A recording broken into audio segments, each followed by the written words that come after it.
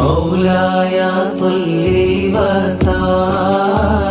وسلم دائما أبدا على حبيبك خير الخلق كلهم يا ربي بالمصطفى بلغ مقاصدنا واغفر لنا ما مضى يا واسع الكرم നാഥാ നിന്ദൂതരാലേ ലക്ഷ്യങ്ങൾ നിറവേറ്റിടണേ